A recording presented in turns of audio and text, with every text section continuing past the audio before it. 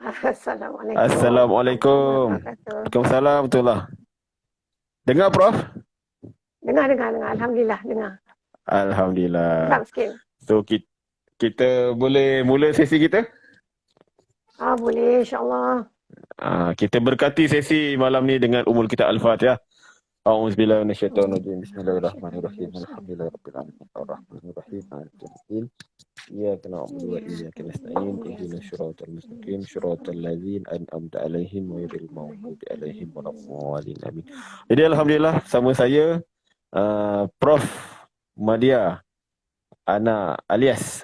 So kita masa ni kita akan bersiaran berkenaan dengan IG Live mempromosi e-book karya-karya penulis di Master Studio Global Academy.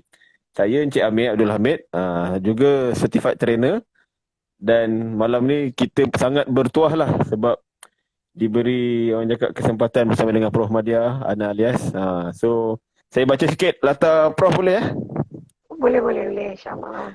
Jadi kalau ikut yang saya dapat daripada Puan Diati, beliau yang menyusun kita punya pertemuan malam ni sebenarnya. Kita kredit pada beliau juga kerana menyusun untuk jadual IG Live. Puan Diati ni dari Singapura. So background yang disampaikan kepada saya, Puan Rohana alias dilahirkan pada tahun 1962.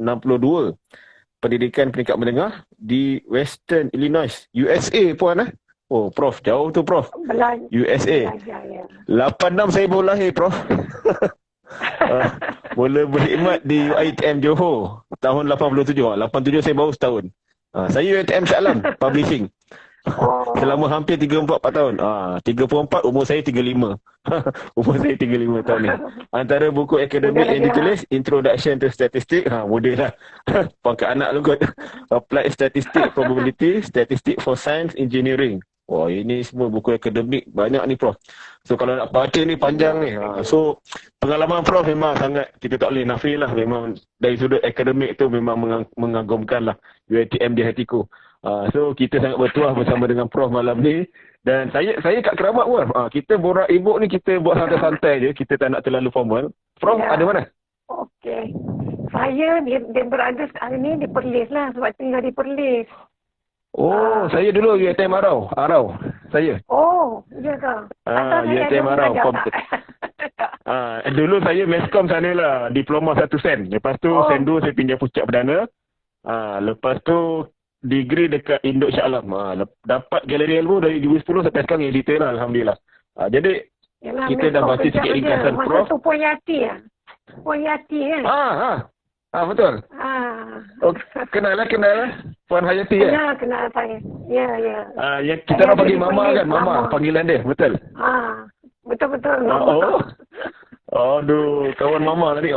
Ini kalau saya sebut Puan Prof Rohana alias dia kenal lah ni, mesti kenalnya InsyaAllah dia ingat lagi katnya. Saya berada di UiTM Perlis ni 34 tahun. Okey. Yelah tu UiTM Perlis 34 tahun. Saya 1 sen tu sempat. Saya masuk Pahat, Johor. Saya masuk sana umur 18, tak pernah keluar daripada negeri. Saya homesick seminggu, Prof. Seminggu saya homesick. Demam. Memang demam nak balik rumah lah waktu tu. Alhamdulillah. Senior tak layan. Alhamdulillah. Luluslah dua-dua diploma degree tu, kira tak ada repeat paper lah. Alhamdulillah. So kalau ikut daripada academician ni, macam mana Prof boleh orang cakap secara ringkas lah bertemu dengan MSGA ni? Sebab ini dunia yang orang cakap akademik. Tapi memilih untuk menulis e-book ni, macam mana Prof punya perjalanan tu lah daripada dunia akademik mengenali MSGA? Okey, boleh kongsikan Prof. Bismillah. Boleh, insyaAllah. Mula sekali saya ucapkan terima kasih banyaklah kepada Encik Amir. Sudi menjemput saya lah pada malam ini. Dan saya yang rasa bertuah lah kerana berhadapan dengan bestseller untuk bulan ni. Antara top 5 bestseller, insyaAllah. Amin. Jadi,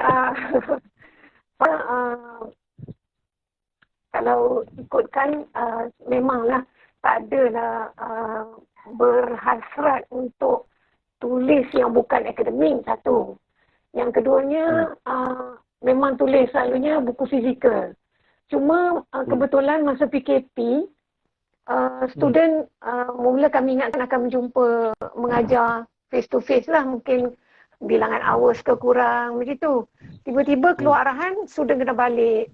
Jadi kita tidak bersedia dengan, kita ada physical book tapi kita tak ada yang soft copy kan. Jadi kebetulan masa tu saya bercakap dengan Farah lah. Farah dan dia mengajaklah menulis e-book ni. Tapi masa tu tak sampai seru, orang kata. Tak sampai seru. Tak ada lagi. Tak ada lagi. Kemudian kebetulan pula kenal kot penulis MSGA juga, Pak Utih. Oh, Pak Utih tu penulis kami, Galeri Ilmu. Jadi Pak Utih, dia pula kenalan kami, biasa duduk di Perlis, jiran saya. Biasa juga kerja di UiTM. Dia memang kenal. Kemudian peserta seminar kekeluargaan dia minta panduan lah macam mana nak memisahkan tempat tidur anak ni. Perlu refer kepada kami lah. Sebab saya anak 8 orang, semua pisahkan tempat tidur awal lagi lah, daripada 8 bulan dah pisah tempat tidur. Jadi awal. Dia minta lah saya buat video. Ya agak awal lah kalau kita bandingkan dengan masyarakat di Malaysia ni. Dia minta buat video, kemudian saya kata insyaAllah lah boleh cuba. Kemudian ada juga peserta yang WhatsApp tanya macam mana nak buat. Lepas tu dan Allah takdirkan terbuka hati nak menulis e-book. Jadi itu yang Farah perkenalkan MSGA dan teruslah berada di dalam MSGA ni, dan saya pun baru join dalam 2 bulan. 2 bulan baru.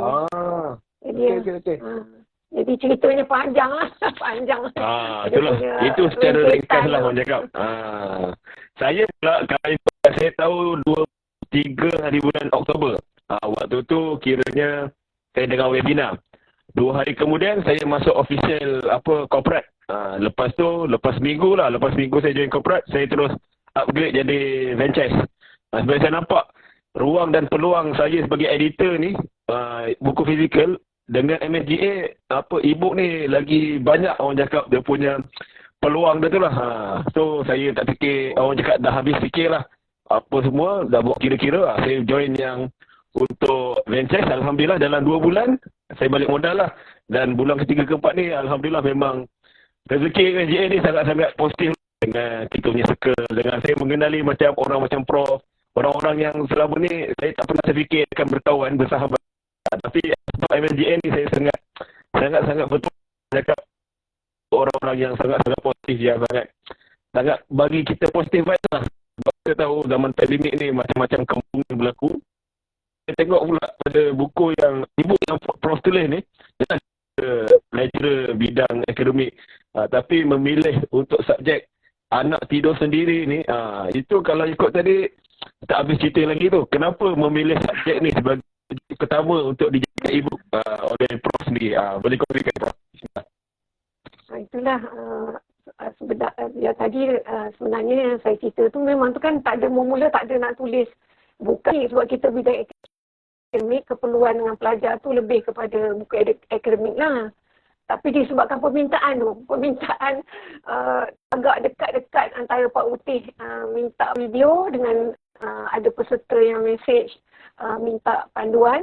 Kemudian Pak Utih ada menyuarakan sekali lagi dia punya kita boleh kata dia punya gap tu dekat. Kemudian itulah yang timbul untuk menulis tajuk buku ni sebagai tajuk yang pertama lah, Anak Tidur Sendiri. Memang agak pelik lah kalau berbanding dengan bidang statistik tu kan. Jadi penulisan ni lebih kepada pengalaman yang telah dibuktikan lah hasilnya kepada 8 orang anak, dan juga saya ada 8 orang cucu, dan anak-anak saya yang dah berumah tangga dan berjaya, Alhamdulillah. Terbukti. Maknanya kaedah ni boleh dilaksanakan lah oleh semua yang berhasrat untuk memisahkan tempat tidur anak lah. Jadi kalau memisah tempat tidur ni sebenarnya apa makna dia kan? Maknanya kita tak nak anak ada seorang atau lebih daripada seorang anak tidur dalam satu selimut lah kita kata. Kita tak nak berlaku kan? Betul. Betul. Betul. Jadi tapi dekat Malaysia ni ataupun kita kata di Timur lah, dia bukan satu budaya. Bukan satu budaya yang mana anak ni ditinggalkan di bilik berasingan. Tapi pengalaman saya, sebab saya masa dapat anak pertama, duduk di US lagi. Jadi itulah maknanya pendedahan yang saya dapat di sana itulah yang memberi, kita kata, memberi panduan lah juga untuk kami memisahkan tempat tidur anak tu agak awal. Dan itu anak pertama lah. Dan anak pada anak pertama pula tu. Anak saya lahir tahun 1984. Bermakna mungkin dia sama dengan umur Cik Amir kot, 35 tahun anak saya. Dia muda tua 2 tahun. Saya 86, dia 84. Oh 86. Dia tua 2 tahun. Okay. Saya muda sikit. Muda sikit je lah, alhamdulillah. Jadi itulah. Ceritanya bila dah praktik anak pertama, kebetulan pula dia malam first night dia saja yang dia menangis. Esoknya dia tidur lena whole night. Jadi maknanya disebabkan percubaan pertama tu agak kita kata berkesan lah kan. Satu hari dia menangis, esoknya tidur tanpa bangun straight sampai subuh lah. Jadi maknanya akan motivate lagi lah untuk kita praktikkan untuk anak-anak seterusnya kan. Alhamdulillah lah. Betul. Itulah. Cik Amir sendiri dah berkeluarga? Alhamdulillah. Anak sulung saya umur 8 tahun. Oh, dah besar dah. Yang nombor 2 5 tahun. Nombor 3 tahun. So yang semua tu dia orang cakap dia satu pilihan nak kakak dia belum lagi. Jadi yang 3 tahun tu masih tidur lagi. So saya belilah 8 bulan Prof. 8 bulan dah tidur sendiri Kalau ikut ibu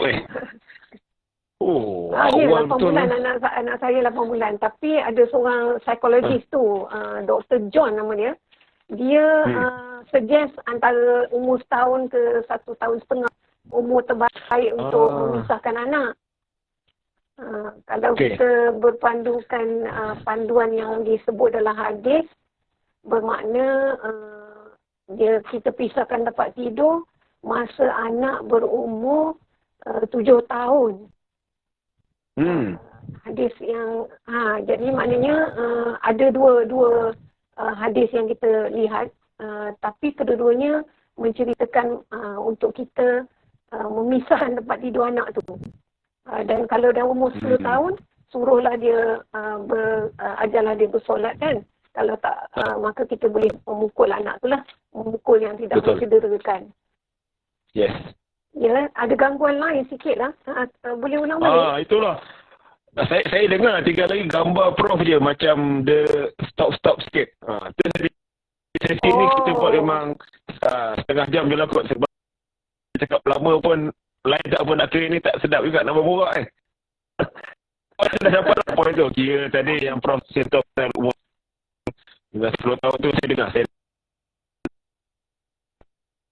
Ya, tak dengar lah. Mungkin kita punya terlalu jauh dengan KL ni. Saya kan saya jauh sangat. Jauh lah. Jadi jauh kan. Sikit.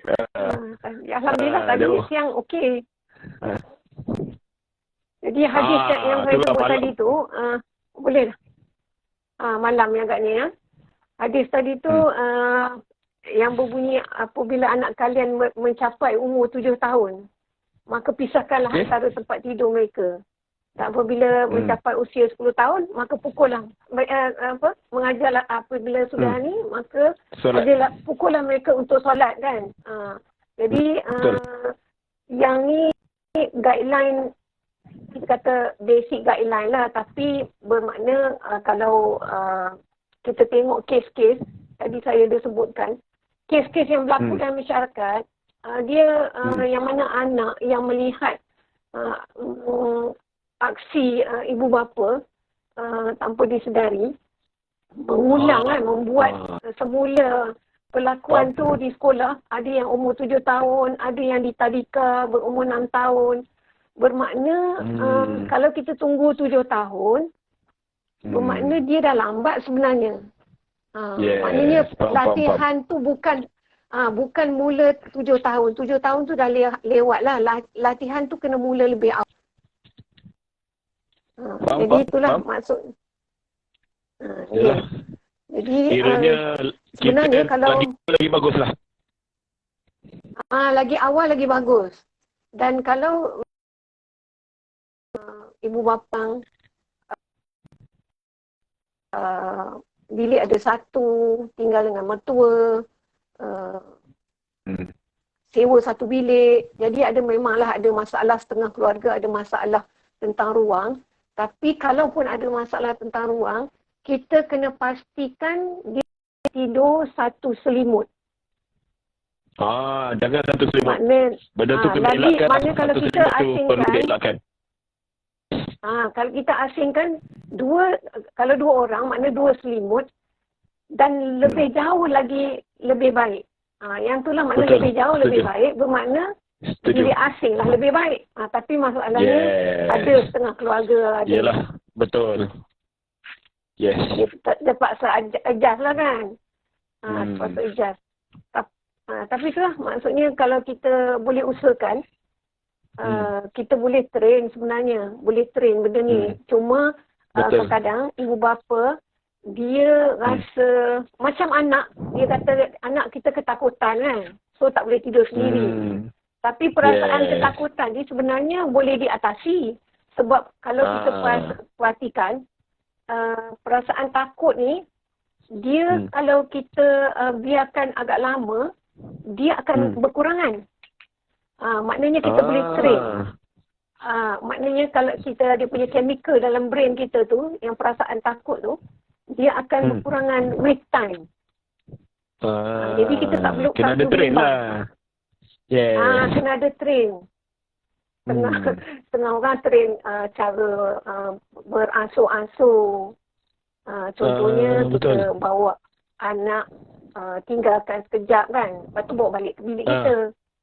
Nak menghilangkan kurang takut dia tu. Kan ada yang buat begitulah.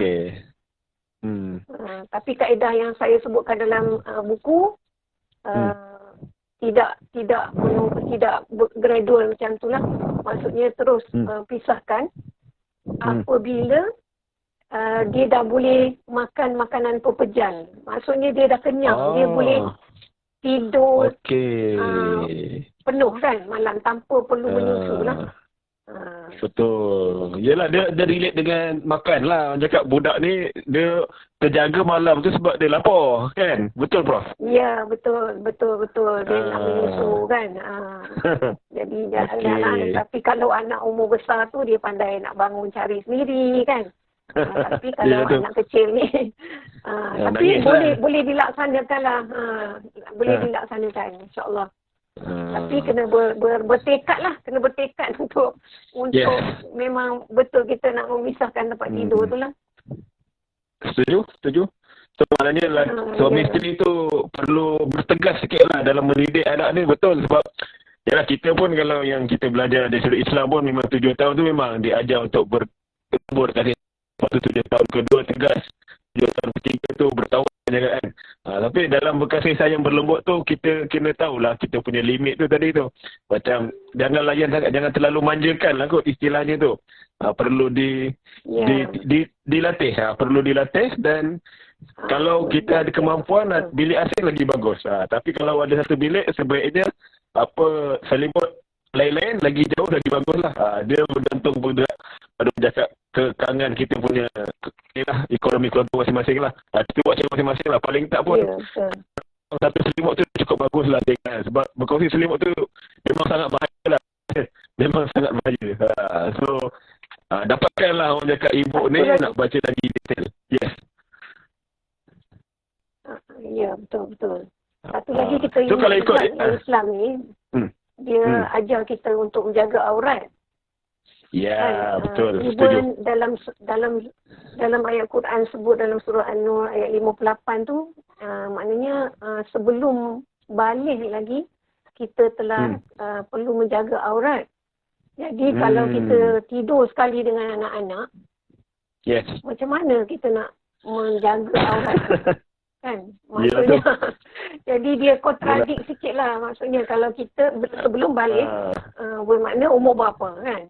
Balik, mungkin 14 ke atas lah balik dah. Tapi kalau kita tidur, ada setengah orang sampai umur 7 tahun, 5 tahun, 6 tahun masih tidur bersama ibu bapa kan.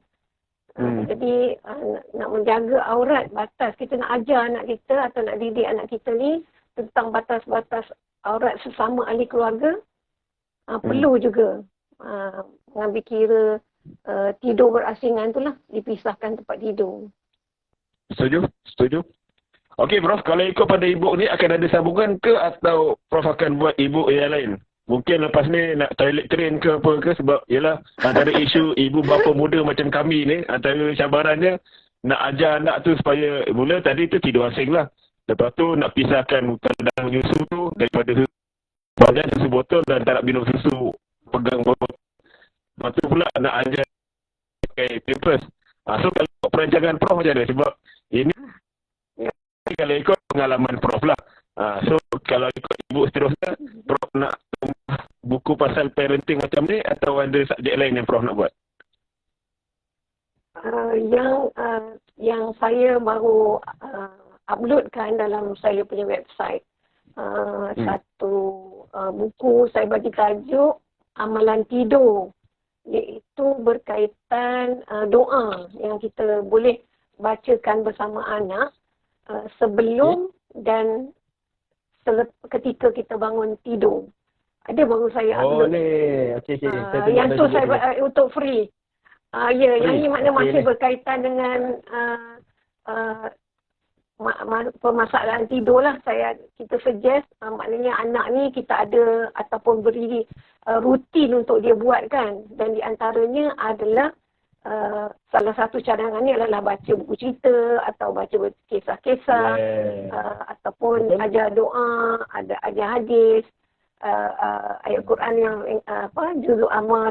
Jadi yang tu adalah doa yang boleh digunakan bukan saja untuk anak-anak kita, tapi dia punya format dalam tu lebih kepada untuk kanak-kanak lah.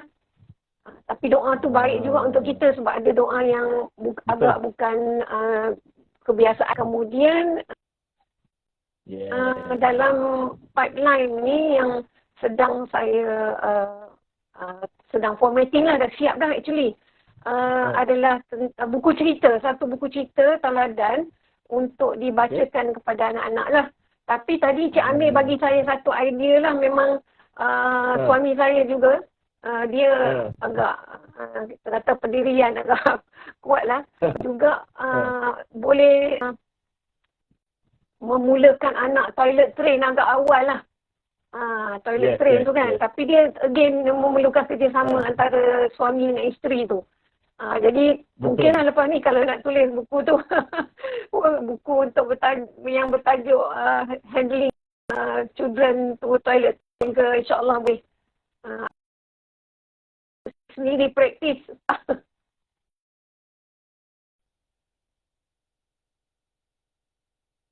Prof membesarkan ada laporan cucu, tengok praktik tak praktik apa yang Prof suara tak berapa clear punya pembacaan. Okey. Dah potong-potong saya Prof. Lain memang dia tak bagi kita sama sangat lah. Betul. So yang ni siapa-siapa nak dapatkan percuma boleh pergi ke bookstore Prof dekat ana-ebook.com. Ni percuma. E-book percuma. Macam mana nak dapatkan dia? Kita ada bagi tahu lah bawah ni. Tu dia. MS Purchase. Dapatkan e-book percuma Prof. Ni lah. Ada cara ni dia tunjuk sini. Dapatkan secara percuma di ana-ebook.com. Okey Prof. Memandangkan kita punya line pun tak kita pun menghampiri setengah jam. So ada Prof lah nak Ya, putus-putus. berkongsi. Untuk Jambang pun cakap Betul. juga. Sorry lah TJ, sebab kami punya line ni tak berapa kira malam ni. Tak apa, insyaAllah. Ada hikmahnya. Apa macam Ya. Saya tak dengar. betul. So saya nak bagi kata-kata penutup berkenaan MSGA. Kenapa kita nak ramaikan lagi komuniti kita ni? Sebab saya nampak komuniti MSGA ni sangat-sangat positif. Lagi-lagi dalam zaman pandemik ni kan, saya daripada mereka yang betul nak cari orang cakap income. Tapi saya nampak memang sangat-sangat memberi aura yang positif lah. Selain daripada penulisan terapi, Prof sendiri daripada dunia akademik pun sanggup masuk ke MSGA ni. So kita nak ajak lagi ramai. Saya sedahkan Prof untuk bagi kata-kata penutup ni. Bismillah. Okey. Alhamdulillah, setakat 2 bulan yang saya telah lihat ni dalam MSGA, selain daripada peluang-peluang menulis, sistem yang disediakan boleh menjual dan menerbitkan e-book dengan kos yang agak berpatutan, ada bengkel-bengkel, ada kursus dan sebagainya. Selain daripada itu, ada kita kata bila dapat kita buat jualan ni, kita adalah income sikit.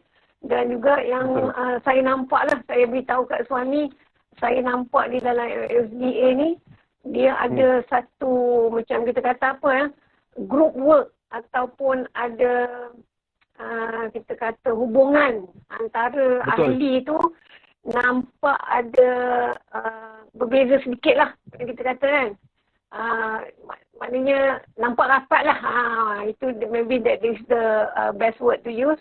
Nampak ada kerjasama dan walaupun Cik Amir ni bukan daripada kenalan saya asalnya, tapi betul. Kita dapat berkenalan lah kan. Maknanya saya berpeluang untuk berkenalan dengan orang-orang ataupun rakan-rakan penulis daripada pelbagai bidang. Dan termasuk ni kan lah, saya adalah bermesej kepada beberapa orang minta panduan dan sebagainya, tetapi the group ataupun the teamwork yang ditunjukkan oleh ahli-ahli dalam MSGA ni agak kita kata boleh dipuji lah, boleh dipuji. Betul. Jadi insyaAllah lah itulah secara ringkasnya. Dan siapa yang ingin mengetahui ataupun nak mencuburi bidang penulisan, patut consider lah untuk bersama-sama kita dalam MSGA. Dan tentang kerjasama ni, tunggu buku saya yang seterusnya. InsyaAllah. Betul. Soon. Dapatkan dulu e-book yang dah ada ni. Dan sebelum cakap pergi ke anak alias e-book, dapatkan juga buku percuma amalan tidur. So itu yang antara yang best lah dalam MSGA ni. Selain orang cakap kita boleh beli e-book, kalau rasa nak try dulu pembacaan, kita beli dapatkan dulu e-book percuma dan boleh tengok preview apa semua. Jadi terima kasih banyak Prof dan minta maaf lah di pihak technical system yang tak memihak pada kita malam ni. Orang cakap lain sangkut-sangkut. Tapi saya nampak ada program Prof dengan Pak Oteh tu. Itu tadi siang Ya, itu pagi pukul 10. Tapi tadi tak ada masalah lain. Alhamdulillah. Itu boleh tengok dekat Facebook kalau nak tengok itu. Ya, dekat Norm Passion Kreatif. So boleh pergi sana, tengok Prof. Itu lagi clear lah, nampak muka Prof lebih jelas dengan Pak Uteh. So minta maaf untuk malam ni dan terima kasih Prof. Walaupun siang ada program, malam sanggup lagi. So kita doa yang terbaik untuk semua. So kita sokong dekat dunia industri pembacaan ni, sebab bangsa membaca, bangsa berjaya. Kita menang perkara tu. Dan kita tutup kita punya sesi ni dan kita tangguh dengan tasbih isfarah. Subhanallah wa bihamdih, subhanakallahumma wa bihamdika, asyhadu an la ilaha illa anta, astaghfiruka wa atubu ilaik. Subhana rabbika rabbil izzati amma yasifun wa salamun alal mursalin walhamdulillahi rabbil alamin. Assalamualaikum Prof. Terima kasih banyak. Terima kasih banyak. Okey.